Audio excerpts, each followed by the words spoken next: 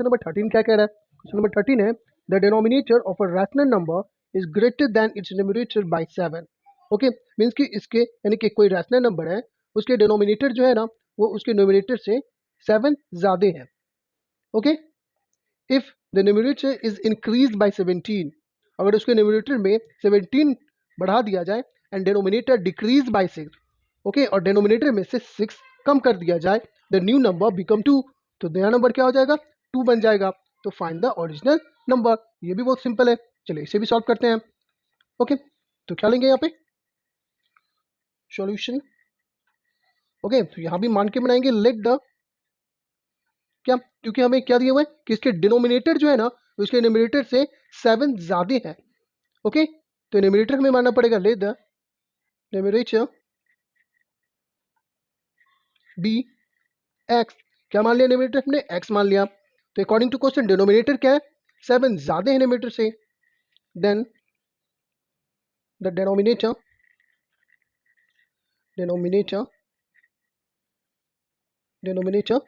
कितना हो जाएगा? x plus 7. ओके, ये न्यूमरेटर x हो गया, डिनोमिनेटर x प्लस 7 हो गया. ओके, तो ओरिजिनल नंबर क्या हो गया, या फिर रैशनल नंबर लिख लीजिए. रैशनल नंबर या फिर ओरिजिनल नंबर. तो रैशनल नंबर क्या हो जाएगा? ये न्यूमरेटर ऊपर होता है तो ये x बाई x प्लस 7, ये हो गया रैशनल नंबर. ओके, अब क्या है अकॉर्डिंग टू क्वेश्चन कि उसके न्यूमरेटर में क्या है, फिर से देख लेता हूँ. Okay, if the numerator is increase by 17, यानी कि इसके न्यूमरेटर में क्या है? 17 बढ़ा देंगे, यानी कि प्लस कर देंगे अकॉर्डिंग टू क्वेश्चन. तो ये है x बाई x प्लस 7 है. ये न्यूमरेटर में क्या है? 17 को प्लस कर देना है. ओके, और डिनोमिनेटर में से 6 को कम कर देना है, तो इसमें से 6 कम. आई बस में ये रैशनल नंबर था. ओके, जिसमें क्या था अकॉर्डिंग टू क्वेश्चन कि उसके न्यूमरेटर में क्या करना था? 17 इंक्रीज करना था, यानी कि प्लस करना था, और डिनोमिनेटर में क्या करना था? 6 को क्या करना था? कम करना था, यानी कि माइनस होना था. ओके, तो क्या हो जाएगा? ये नंबर क्या हो जाएंगे? 2 बन जाएंगे. क्लियर है? अब इसके नीचे 1 लिख सकते हैं, तो ये 2/1 हो गया. अब इस तरह से ये एक इक्वेशन रेडी हो गया. बस इससे सॉल्व करना है और हमें आंसर निकालना होगा. तो चलिए सॉल्व करते हैं. क्या करते हैं इस तरह के कंडीशन में? हम क्रॉस मल्टीप्लाई करते हैं ना. मीन्स कि अभी एक चीज़ कर सकते हैं यहाँ पे, ये x प्लस 17 बाई ये x का x, और ये 7 है और ये 6 है. एक प्लस में एक माइनस में, मीन्स कि माइनस हो रहा है, तो 7 में से 6 गया तो क्या बचेगा? 1. साइन बड़े वाले का, यानी कि 7 का साइन प्लस है तो प्लस 1 इज इक्वल टू 2/1. ये मैं थोड़ा छोटा कर दिया. आप ऐसे भी बना सकते थे. चलिए अब क्या करते हैं? क्रॉस मल्टीप्लाई करते हैं, मीन्स कि 1 का मल्टीप्लाई इस दोनों से, तो क्या हो जाएगा? x प्लस 17 ही होगा इज इक्वल टू, अब 2 का मल्टीप्लाई इस दोनों से, तो 2 को x से मल्टीप्लाई करेंगे तो 2x प्लस 2 को 1 से मल्टीप्लाई करेंगे तो 2. ओके, चलिए अब क्या करेंगे? साइड चेंज करते हैं इसके, यानी कि सेम वेरिएबल्स को एक साथ रखते हैं, नंबर को एक साथ. तो x हो गया ये. अब ये राइट साइड में 2x है, तो साइड चेंज यानी कि साइन चेंज, तो प्लस में इधर आ गया तो माइनस 2x हो जाएगा इज इक्वल टू, ये 2 है राइट साइड में ही रहेगा. 17 क्या है? इसे भी राइट में लाना है, तो प्लस में तो माइनस 17 हो जाएगा. क्लियर है? अब यहाँ पे क्या है कि x माइनस 2x है, यानी कि 2x में से 1x को माइनस करेंगे तो क्या आएगा? 1x. साइन बड़े वाले का, यानी कि 2 का साइन होगा, 2x का माइनस का साइन इज इक्वल टू, यहाँ भी क्या है? 2 माइनस 17, यहाँ भी माइनस हो रहा है, तो 17 में से 2 को माइनस करेंगे तो क्या आएगा? 15. साइन बड़े वाले का होता है तो बड़ा क्या है? 17 है, इसका साइन माइनस है तो माइनस. ओके, तो यहाँ माइनस से माइनस क्या होता है? कैंसिल हो जाता है. तो x इज इक्वल टू कितना? 15. x की जो वैल्यू है वो 15 निकल गया. और हमें ओरिजिनल नंबर यानी कि वो जो रैशनल नंबर है वो बताना है, तो लिखते हैं यहाँ पे ओरिजिनल नंबर या फिर रैशनल नंबर जो भी है वो क्या है? ये x बाई x प्लस 7 है ये. ओके, तो x का वैल्यू क्या निकल गया? 15 बाई, फिर x की जगह पे क्या लिखेंगे? 15 प्लस 7, तो ये 15 और नीचे क्या हो जाएगा? 15 और 7 22. ओके, तो ये जो आंसर हो गया क्या हो गया? 15/22. यही इसका रैशनल नंबर बोलिए या फिर ओरिजिनल नंबर बोलिए, ये आंसर हो गया. है ना जी? बहुत सिंपल क्वेश्चन था.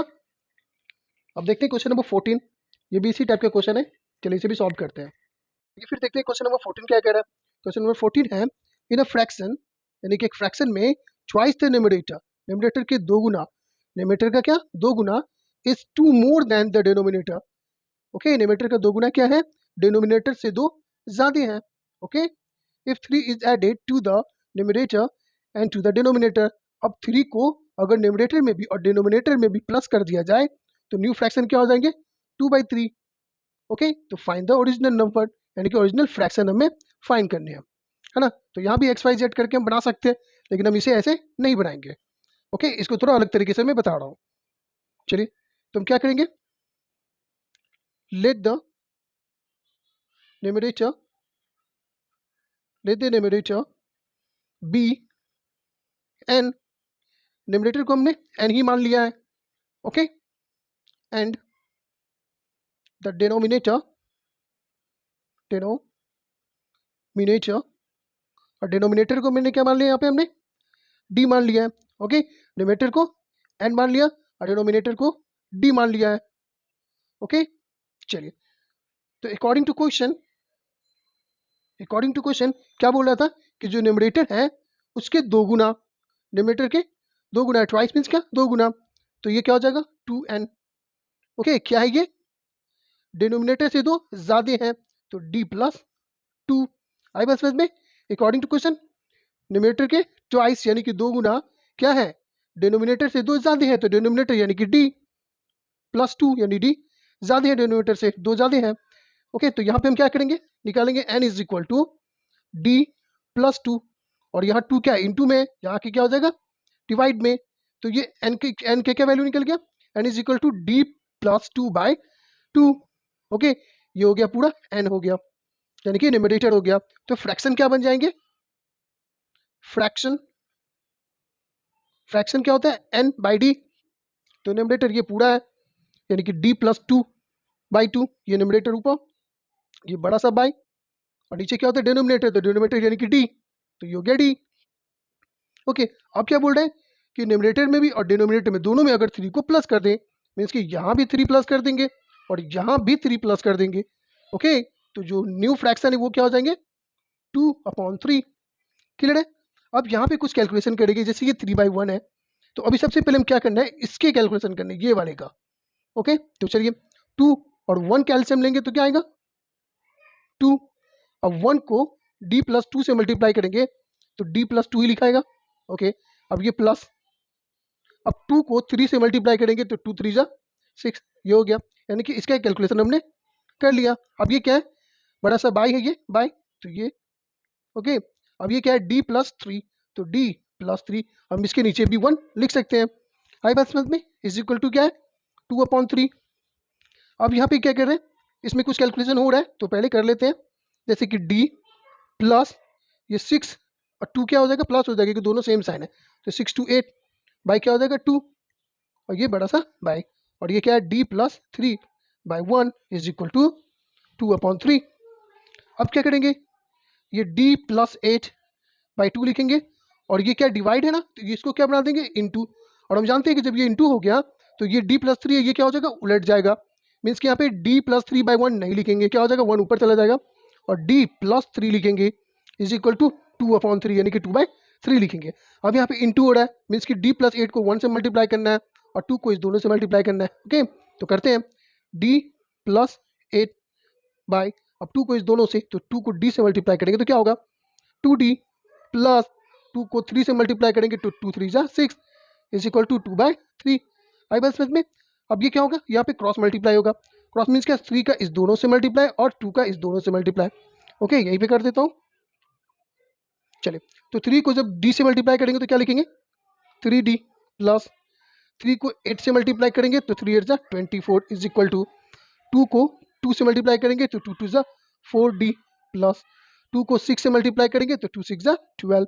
ओके, चलिए फिर, तो ये 3d, अब इस d को भी इधर लाना है हमें, साइड चेंज यानी कि साइन चेंज, प्लस में तो ये minus 4d is equal to क्या है ये 12। अब ये प्लस 24 इधर आके माइनस 24 हो जाएगा। अब 3d में से माइनस करना है 4d को। ओके, तो ये 4 में से 3 को माइनस करेंगे तो क्या 1d, साइन किसका होता है बड़े वाले का, तो बड़ा 4 है यानी कि माइनस d हो जाएगा इज इक्वल टू, यहाँ भी 24 माइनस 12 माइनस 24 है, मीन्स कि 24 में से 12 को माइनस करेंगे तो क्या आएगा 12, साइन बड़े वाले का। है ना। अब जैसे बड़े को ही छोटे से घटाना होता है, सॉरी बड़े में से छोटे को घटाना है, तो ऐसे ही आप घटाएंगे। साइन बस याद रखेंगे कि बड़े वाले का होता है। ओके, अब यहाँ भी माइनस यहाँ भी माइनस, तो ये माइनस माइनस कैंसिल हो गया। तो d इज इक्वल टू क्या निकल गया 12। मीन्स कि हमारा डिनोमिनेटर क्या निकल गया 12। और हमें क्या निकालना है न्यूमरेटर, तो न्यूमरेटर क्या था n is equal to d plus 2 by 2, ये न्यूमरेटर था। तो क्या कर देंगे हम यहाँ पे, d की जगह पे क्या निकल गया 12, तो प्लस 2 बाई 2। ओके, तो इज इक्वल टू 12 टू कितना हो जाएगा 14 बाई 2। ओके, तो 2 1 2 7 7 14, यानी कि हमारा जो न्यूमरेटर है वो क्या निकल गया 7। ओके, तो हमारा फ्रैक्शन क्या हो जाएगा, फ्रैक्शन थोड़ा कंजेस्टेड हो गया, समझ में सिर्फ आनी चाहिए आपको, है ना। वो आप अच्छे से लिख लेंगे। तो यहाँ पे न्यूमरेटर क्या है n, तो n कितना निकल गया 7, क्योंकि ऊपर लिखते हैं न्यूमरेटर, और डिनोमिनेटर यानी कि नीचे लिखते हैं, तो डिनोमिनेटर कितना निकला 12, तो नीचे क्या लिख देंगे 12। तो क्या हो जाएगा फ्रैक्शन 7/12। आई बस समझ में, है नहीं जी। तो आप यहाँ पे जैसे हमने न्यूमरेटर को n माना है, तो आप इसकी जगह पे x भी मान के बना सकते हैं डिनोमिनेटर को, ये d रहने देंगे या फिर y मान के बना सकते हैं। तो जैसे ही बनाएंगे बस प्रोसेस को फॉलो करेंगे तो समझ में आएगी, है ना। चलिए फिर देखते हैं क्वेश्चन नंबर 15।